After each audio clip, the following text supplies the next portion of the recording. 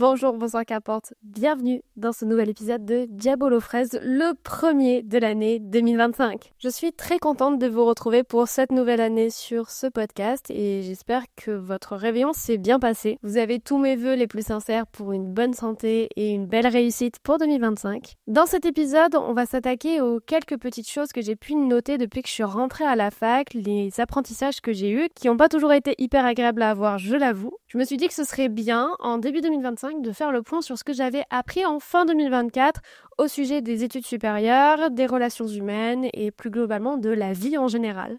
J'ai fait ça sous forme de liste à points, je vais développer plus ou moins certaines des affirmations que j'ai pu écrire et sur ce, c'est parti.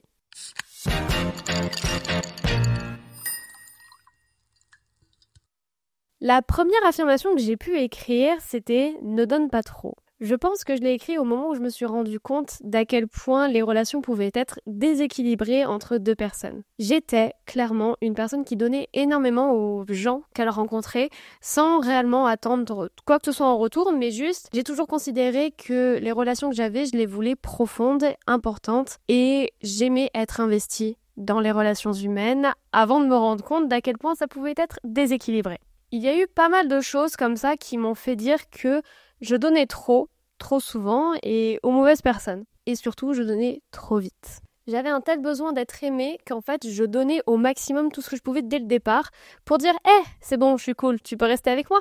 Et en fait, c'était clairement pas la bonne stratégie. C'est d'ailleurs souvent comme ça que les gens vous manipulent et vous utilisent après par intérêt et plus du tout pour la personne que vous êtes.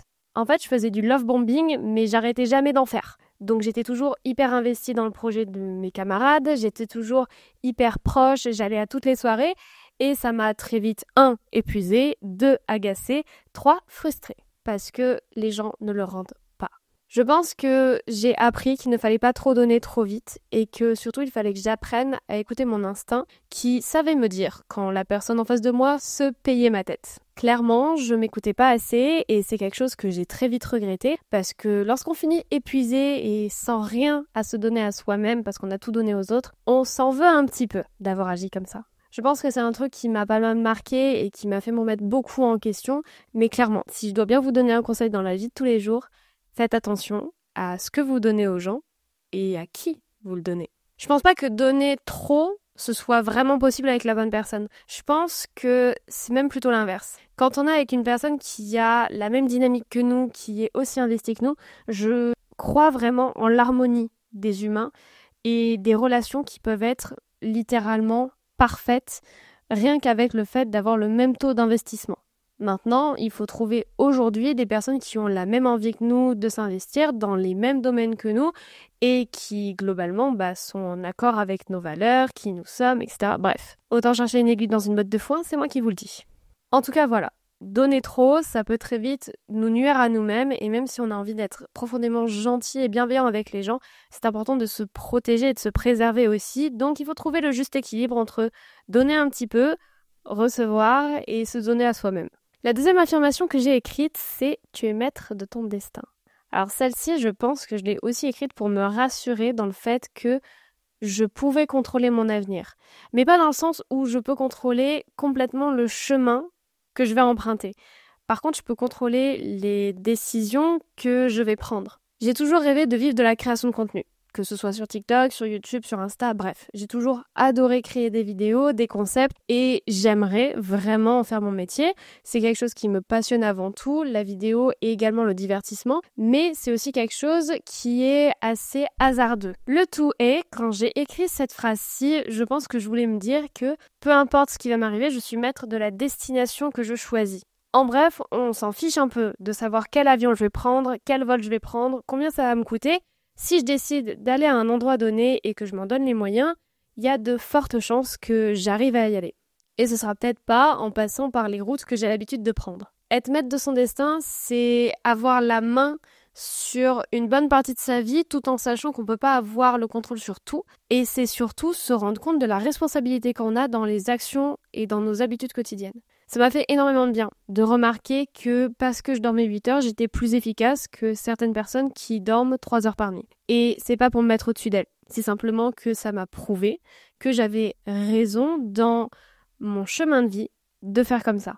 Ce qui serait injuste, ce serait de dire qu'une personne qui dort 2 heures est tout aussi efficace qu'une personne qui dort 8 heures. Là, clairement, je suis désolée, moi ça m'aurait clairement foutu les boules. Et le fait de savoir que ma routine, mon style de vie, mes habitudes quotidiennes, qui sont pas toujours faciles à tenir, me permettent d'être propulsée en termes de capacité et de compétences que je, honnêtement, ne me soupçonnais pas, ça fait vraiment du bien, dans le sens où je me dis que j'ai quelque chose à y gagner, à vivre de cette manière. J'ai écrit Tu es maître de ton destin pour me rassurer et pour aussi me dire tout ce que tu fais, tout ce que tu entreprends, tout ce que tu t'imposes, tu le fais pour ton bien et ça paye. La prochaine affirmation est un petit peu particulière. Si tu veux, tu fais en sorte de pouvoir. Si tu ne peux pas, tu planifies. Alors, je trouve que cette affirmation reflète un petit peu les valeurs de méritocratie que j'avais dans le passé, parce que je me disais que peu importe qui tu es, peu importe d'où tu viens, tu peux absolument tout accomplir avec un peu de bon vouloir. Je ne le pense plus. Je mets les points sur les i, les barres sur les t. Je pense réellement que la méritocratie n'est pas une chose à laquelle j'ai envie de me référer dans ma vie de tous les jours. Il y a un facteur chance, il y a un facteur hasard, il y a un contexte, il y a des origines, il y a des classes sociales aussi. Bref, il y a plein de choses qui vont faire qu'un chemin va être plus compliqué ou plus facile et que certains buts vont être atteints et d'autres non. Maintenant, ce que je voulais dire quand j'ai écrit ça, c'était avant tout, si je veux réellement quelque chose, je vais me mettre en position pour pouvoir le recevoir. Et si je ne suis pas en position actuellement, je vais planifier pour tout faire, pour tout simplement me dire que je vais l'avoir plus tard. Récemment, j'ai eu énormément de doutes concernant mes études. Je me suis demandé est-ce que c'était vraiment fait pour moi? Est-ce que j'avais envie de continuer à galérer comme je galérais? Est-ce que c'était pas mieux pour moi de me mettre à temps plein sur ma passion pendant 1 an et voir où ça me menait? Est-ce que je pouvais pas partir en voyage? Est-ce que, bref, je me suis posé 1000 questions. Et en fait, à ce moment-là, je n'étais pas en capacité de faire ce que j'avais envie de faire. Donc, je l'ai planifié. J'avais envie, mais vraiment envie de me mettre à temps plein dans les vidéos, d'écrire plein de livres, de faire plein de choses, mais je ne pouvais pas le faire, c'était pas possible pour moi. J'ai besoin d'un diplôme. Ça va peut-être vous paraître un petit peu vieille école, mais pour moi, j'ai besoin d'un diplôme pour au moins certifier que j'ai certaines connaissances et certaines compétences. Tout ça pour dire, j'étais pas en mesure de partir aux 4 coins du monde comme je l'aurais voulu. J'étais pas en mesure de me mettre à fond dans ma passion, mais par contre, j'étais complètement en capacité de le planifier pour après mes études. Et c'est ce que j'ai fait, je commence à réfléchir à des plans de financement, je commence à réfléchir à mon itinéraire, je commence à réfléchir à mes activités, à mon organisation, bref. Et même si c'est dans 3 à 5 ans, je m'en fiche. J'en rêve maintenant parce que c'est ce qui me pousse dans mon quotidien actuel à avancer et à me dire que d'ici quelques années, je pourrais faire un petit peu plus ce que je veux. La prochaine chose que j'ai écrite est en rapport avec les relations amoureuses. Être en couple avec la mauvaise personne, c'est te tirer une balle dans le pied. Mon Dieu, qu'est-ce que c'est vrai! Je vous la refais pas en entière, mais j'ai longtemps été en couple avec des personnes qui ne me correspondaient pas, ou alors j'étais en situationship, qui est clairement un statut qui ne me convient pas. Voilà, en bonne Cancer, je suis très fleur bleue, très romantique, très fidèle et très attachée aux personnes que je côtoie. Donc clairement, le situationship c'est pas pour moi et j'ai eu beau essayer à 2 reprises, ça m'a clairement brisé le cœur. Aujourd'hui, je suis suffisamment active pour me dire que dans ma vie actuelle, si je voulais avoir un copain, il faudrait vraiment que je mette des efforts et que ce soit la bonne personne pour que j'ai envie de mettre ces efforts. Pour moi, être en couple avec la mauvaise personne, donc avec quelqu'un qui vous soutient pas, qui s'intéresse pas à vous, qui vous fait des réflexions, qui piétine votre confiance en vous, bref, avec une personne qui clairement est toxique, c'est se porter atteinte à soi-même indirectement.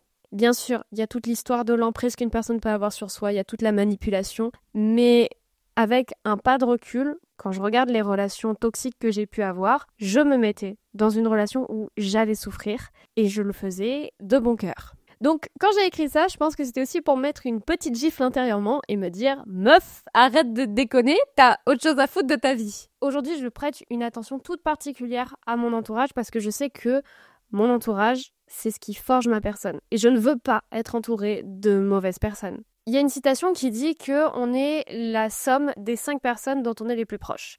En l'occurrence, si j'avais 5 personnes dans mon entourage proche, ce serait déjà bien beau.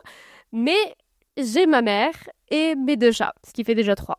Dont 66% sont des félins. En tout cas, je garde cette citation à l'esprit lorsque je fais des rencontres et lorsque je choisis les personnes avec qui j'échange des secrets ou des projets ou avec qui je parle de certaines choses. Je fais beaucoup plus attention à ça maintenant, alors qu'avant, j'étais vraiment du style à me dire que tout le monde était gentil, tout le monde était cool, qu'on vivait dans un monde de bisounours et que les gens ne me voulaient pas du mal. Non, c'est pas comme ça que ça fonctionne. Bref, tout ça pour dire, être en couple ou s'entourer des mauvaises personnes, pour moi, c'est vraiment se porter atteinte indirectement. Et quelque part, ça me place aussi dans un état de responsable de ma vie, qu'elle soit amoureuse ou amicale. Je prends les commandes. Je ne me laisse plus faire par l'univers en me disant que si le monde m'a envoyé ces personnes-ci sur ma route, c'est que je dois être super pote avec elles.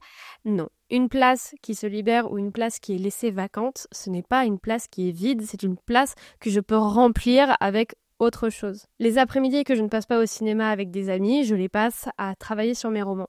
Les soirées que je ne passe pas en boîte de nuit avec des personnes, c'est des soirées que je passe à lire des livres pour mon plus grand plaisir. Et comme j'estime ces activités de la plus haute des manières parce qu'elles m'apportent une énorme satisfaction, ça devient compliqué de remplir ces places avec n'importe qui et n'importe comment.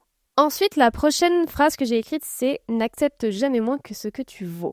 Alors ça, c'est assez compliqué et j'ai mis énormément de temps, mais vraiment tellement de temps à me l'ancrer en tête parce que, très honnêtement, début 2024, je pensais ne rien valoir. Je pensais que je ne méritais rien, je pensais que je pouvais pas être aimée et j'avais cette conviction en moi que personne ne pourrait jamais m'aimer parce que un mec venait de me tromper.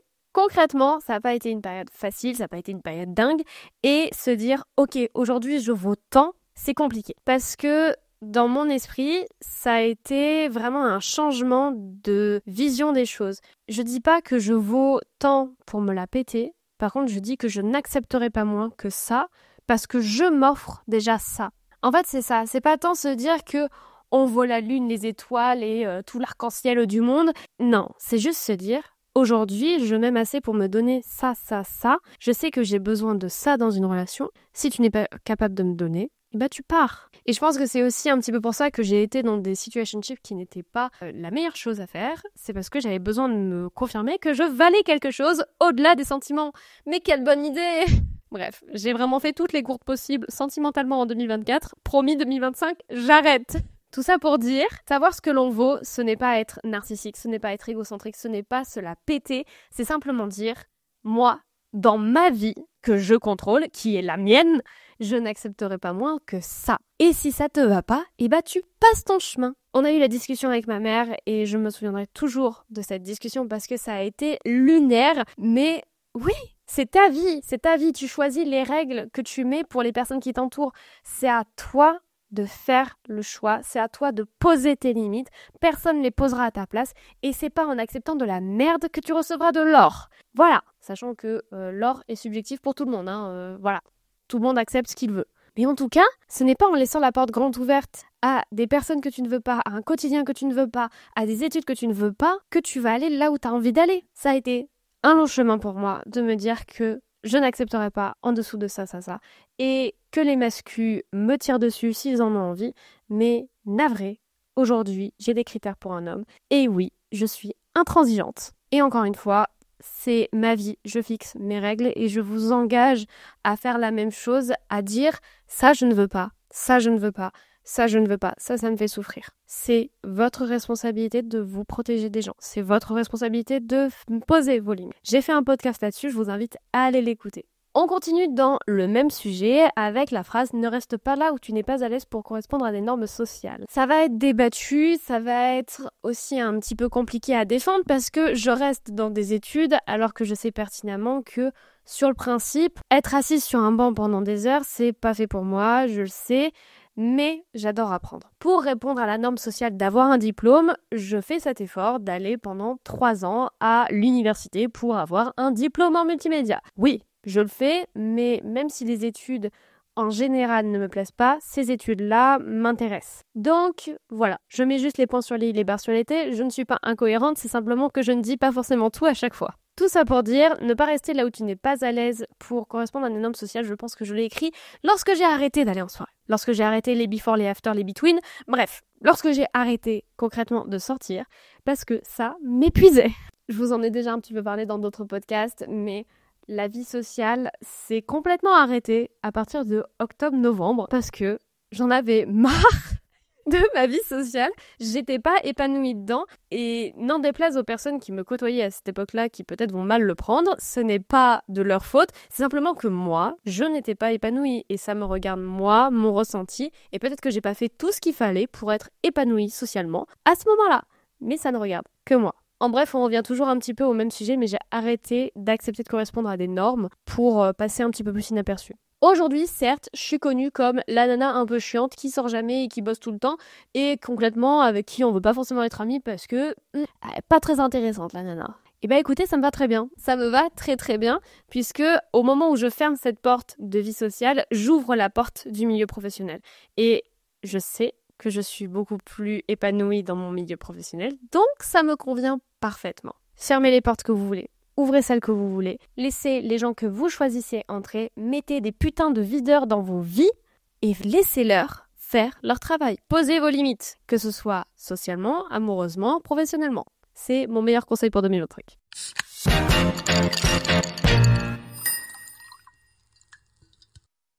Si tu ne te sens pas comme les autres, continue. Alors ça va avec la phrase que je vois assez souvent qui est « Tu n'obtiendras pas quelque chose de rare en faisant comme tout le monde. » Et c'est très compliqué à intégrer. Je vous refais pas l'histoire, mais on est quand même des humains qui sommes codés pour rentrer dans les normes qui nous sont données depuis qu'on est enfant, qui nous sont inculquées à coups de marteau sur la tête depuis qu'on est bébé. Que ce soit le rôle de la femme et de l'homme, que ce soit les orientations sexuelles, que ce soit les habitudes, que ce soit le rythme des repas, que ce soit... Enfin bref, tout nous est inculqué quand on est gosse et on doit bien se former pour rentrer dans le moule et ne pas faire de vagues. Le problème, c'est que les personnes que l'on connaît aujourd'hui qui ont des vies absolument époustouflantes ne sont pas rentrées dans les moules. Et en parlant de ça, je peux tout aussi bien vous donner l'exemple de Jeff Bezos, comme je peux vous donner l'exemple de cette nana qui est en Alaska, toute seule dans sa petite ferme et qui vit sa meilleure vie parce qu'elle a décidé d'arrêter de vivre en ville. Ça atteint tout le monde et c'est une chose qui est sûre, c'est que ce n'est pas en rentrant dans le moule que vous allez pouvoir développer votre magnifique petit gâteau et mettre des petites cerises dessus. Si tu ne te sens pas comme les autres, si tu te sens différente, si tu te sens en décalage, c'est très probablement que tu as quelque chose que les autres n'ont pas. Et ces personnes-là ont probablement quelque chose que tu n'as pas non plus. C'est en cultivant ta différence que tu vas pouvoir te démarquer. Et à mon avis, il est plus important aujourd'hui, dans le monde dans lequel on est, de se démarquer plutôt que de rentrer dans le moule et passer inaperçu. Clairement, j'en parlerai jamais assez, mais hormis en début d'études supérieures où je me suis sentie hyper intégrée parce que je m'étais adaptée à mort, j'ai jamais ressenti le fait d'être intégrée complètement pour qui j'étais dans aucun milieu hormis chez moi. Je me sentais pas comme tout le monde et même si au début ça me faisait mal, maintenant je me dis que ça veut dire que je suis sur la bonne voie. Si je me sens en décalage, c'est que je suis en train d'emprunter un autre chemin et je pense très honnêtement qu'emprunter un chemin inconnu vaut mieux qu'emprunter un chemin qui a déjà été taillé pour nous. Ton futur réside dans les détails et les petites actions. On revient un petit peu au sujet de la discipline, des habitudes et ce genre de choses, mais pour moi, et c'est vraiment un avis très personnel, la routine, le style de vie, les habitudes, le quotidien, la discipline, la motivation, les actions, bref, tout ce que l'on met en place pour avancer, c'est ce qui bâtit notre futur. Je ne dors pas 9 heures par nuit parce que ça me fait plaisir, même si j'adore dormir, j'admets, c'est une activité que j'apprécie énormément. Je dors 9 heures par nuit parce que ça me permet d'être efficace le jour d'après et le jour encore d'après, et que potentiellement ça va préserver mon cerveau et mon corps et toute ma santé pour les années à venir, et quand j'aurai 60 ans, 70 ans, je pèterai la forme parce que j'ai eu l'intelligence d'avoir 9 heures de sommeil toutes les nuits, toute ma vie. C'est pas quelque chose qui est nouveau, de savoir que quand on commence à investir dans les détails de sa vie tôt, on en récupère les bénéfices plus tard. Pour moi, ça c'est quelque chose que je garde en tête lorsque mes habitudes me font clairement chier, lorsque ça me saoule d'aller au sport, lorsque ça me saoule de devoir aller dormir tant d'heures, lorsque ça me pète de devoir manger tel ou tel aliment parce que j'ai pas eu de protéines ou parce que j'ai pas eu de lipides ou parce que j'ai pas eu mes liquides. Bref, vous avez compris, c'est chiant, ok, parfois c'est lourd, mais c'est pour le mieux et c'est pour l'avenir. Ton mental est le résultat de ton quotidien. On revient à la même chose, mon mental est le résultat de mon quotidien. Donc j'ai un quotidien qui est chiant, mais j'y vais quand même. Non, plus sérieusement, Je pense que le fait d'avoir des habitudes qui sont pas forcément hyper confortables tous les jours, ça me permet après derrière d'avoir un mental qui est beaucoup plus résistant à la douleur et résistant à l'inconfort en général. Fut un temps, j'avais énormément de mal avec le conflit, l'inconfort, avec le fait de ne pas être entendue, qu'il y ait de l'injustice ou ce genre de choses. J'arrivais pas. Vraiment, ça me tendait à tel point que je pouvais être malade à cause de mes émotions. Aujourd'hui, le fait d'avoir un quotidien qui me met à l'épreuve tous les jours, ça fait que quand j'arrive dans une situation compliquée, je prends beaucoup plus de hauteur rapidement qu'avant. Je suis moins sur les nerfs, je me laisse moins guider par mon ressenti et je pense à une réponse stratégique plutôt qu'à une réaction.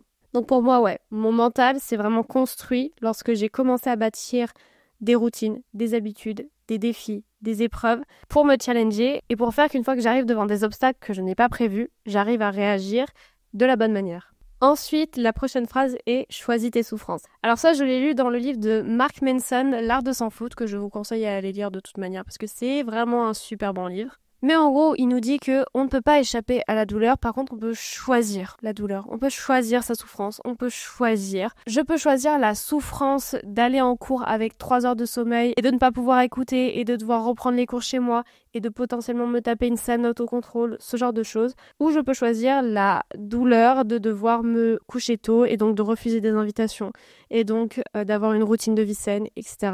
pour qu'après, je sois en pleine capacité de mes compétences. On choisit sa douleur, on choisit sa difficulté, c'est à chacun son avis et parfois ça m'arrive de choisir la douleur de mal dormir à cause d'un KFC parce que j'ai la flemme de me faire à manger, ça arrive aussi, mais ça me rappelle aussi pourquoi est-ce que d'habitude je ne choisis pas cette douleur-là plutôt que l'autre. L'avant-dernière phrase que j'ai pu écrire, c'était « Les gens ont leur réalité, tu as la tienne ». Il y a autant de réalités sur Terre qu'il y a d'êtres humains, et ça, une fois qu'on l'intègre, ça nous permet vraiment de nous dire que la vie des autres, c'est le leur, et que le nôtre vaut beaucoup plus dans notre réalité. Par exemple, dans un conflit où je pense avoir raison, dans ma réalité, j'ai raison. Mais dans la réalité de la personne en face, j'ai tort. Sauf que ces deux réalités ne peuvent pas cohabiter en une seule, parce que je peux pas avoir raison et tort en même temps, c'est pas possible. C'est pour ça qu'il y a une réalité par personne et que ça dépend notre vision des choses, ça dépend notre mental, ça dépend de plein de trucs. Mais dans tous les cas, notre réalité, c'est la nôtre et on ne peut pas l'imposer aux autres, tout comme on ne peut pas laisser les autres nous imposer la leur. Une fois qu'on a compris ça, on comprend un peu mieux les débats politiques, le fait d'imposer sa vision à des personnes qui ne sont pas du tout du même bord que nous, ou les débats religieux, enfin peu importe, tous les débats en fait prennent une autre tournure dans notre esprit parce qu'on se rend compte qu'on essaye d'imposer une réalité qui n'est pas la sienne à quelqu'un qui a déjà une autre réalité qui est complètement en opposition avec celle qu'on lui impose. Chacun sa réalité, respectons celle des autres et faisons respecter la nôtre, mais ne cherchons pas à l'imposer à tout le monde. C'est la diversité des opinions qui font la force de l'esprit humain et des communautés. Pour moi, le fait aussi de dire que chacun a sa réalité, c'est réussir à prendre de très loin les critiques que l'on fait. Quelqu'un peut dire qu'il me trouve égocentrique, narcissique, qu'il n'est pas d'accord avec mes idées, je suis une féministe extrémiste, peu importe, c'est sa réalité. Et je vais pas aller à l'encontre de sa réalité en lui expliquant pourquoi dans ma réalité, je suis pas une personne comme ça. Déjà parce que ce serait perdre de l'énergie. Et ensuite parce que sa réalité ne me convient pas non plus. Donc je ne vois pas en quoi le débat pourrait donner quelque chose s'il y avait débat et s'il y avait ouverture. En revanche, quand une personne est plutôt ouverte d'esprit et m'explique pourquoi est-ce que elle, dans sa vision du monde, telle ou telle chose que j'ai dite n'est pas forcément la meilleure ou a des nuances auxquelles j'avais peut-être pas pensé, à ce moment-là, il n'y a pas débat. Il y a discussion. Et pour moi, une discussion, c'est tellement plus enrichissant qu'un débat où on tente de marteler l'autre avec nos vérités, puisque en fait, on enrichit sa propre vérité en discutant avec les autres personnes en face de nous. En bref, laissons les gens penser ce qu'ils veulent et ne débattez pas. Discuter, c'est quand même beaucoup plus sympa. La dernière phrase que j'ai écrite, c'était « Personne ne peut remettre en question qui tu es, personne ne te connaît comme toi ». Ça rejoint un petit peu ce que je viens de dire, c'est tout simplement le fait que tout le monde a sa réalité et vous ne serez pas la même personne dans les yeux de quelqu'un que dans les yeux de quelqu'un d'autre.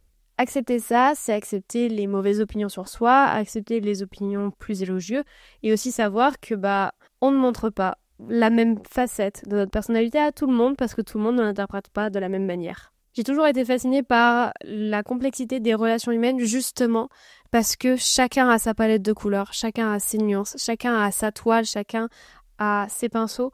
Et en fait, tout le monde peint un paysage différent en partant du même modèle. Personne ne me connaît comme moi je me connais, même ma mère. Personne ne connaît ma mère comme ma mère se connaît. parce qu'elle vit dans son corps, donc elle se connaît mieux que personne. Personne ne connaît mieux quelqu'un qui a souffert de discrimination qu'elle-même. Même si on est souvent dans la compassion et dans l'empathie, je pense qu'il est important aussi de rendre humain le fait qu'ils sont uniques. Une émotion chez quelqu'un est unique. Ma tristesse n'est pas la tristesse de quelqu'un d'autre. La colère de quelqu'un d'autre n'est pas la mienne. Il faut savoir être assez individuel concernant ces points-ci, tout en sachant qu'il y a des points communs qui relient les humains entre eux. Ma tristesse n'est peut-être pas la même qu'une tierce personne, mais peut-être qu'on a la même manière de se réconforter. Ou alors, peut-être qu'au contraire, nos tristesses sont plutôt similaires, même si elles ont chacune leurs différences, mais par contre, on a des façons de se réconforter complètement différentes. De là découle la discussion sur les besoins, les envies, et savoir que tout le monde n'a pas les mêmes besoins, tout le monde n'a pas les mêmes envies. Ainsi, personne ne peut remettre en question votre besoin de telle ou telle chose, et personne ne peut remettre en question votre réalité.